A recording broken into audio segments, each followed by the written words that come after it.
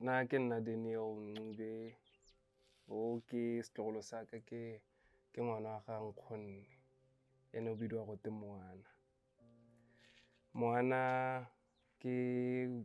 ngwana e le gore o tshotswe ke mme e leng gore ne se Motswana, so mama gagwe nna mo Botswana e se Motswana. So nako ya mama gagwe a deportiwa a isiwa ko Zimbabwe, Moana be e le gore o romelwa go tla go tlhokomelwa ke mama. So ha ntse a tlhokomelwa ke mama ane gore a re ka gore ke nna le old lady every day, every now and then, ke nno e leng gore ke a mo tlhokomela, ke no ke nna le bone cause ha one o na le monnawe. Moana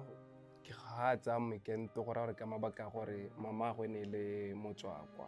so mama gagwe, I mean according to the story, if we connect the dots, mmaagwe ke motho e ne Motswakwa, so gore ke tsa gore na tshaba na le fear ya gore any other day ha ka ya sepatela or any other day kana ya ko pusong o ka nna ntshiwa mo Botswana. Gore ba botshelo ba bane mo diphatseng, I don't think this information ke le gore ne re na le yone up until mama go ngwana a tsamaya gore ngwana na ntse a sa tseye Mekento. Ke gone mo ne go ira gore ngwana a se ka tsa Mekento nako yotlhe.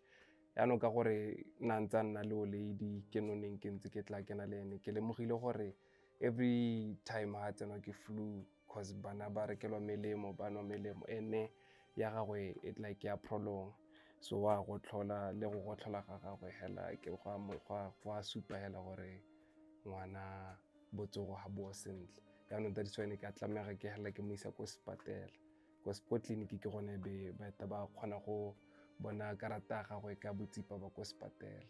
e ba lemoga gore ngwana ntse a sa tseye Mekento. Jaanong nna ke rra ngwana bana ba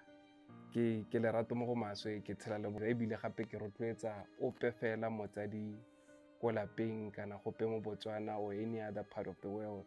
gore ha le na le bana lebelelang botsogo ba bone pele, it comes first, because ngwana ha sena botsogo bo bo siameng, ha ke bone gore le lona le ka nna le botsogo.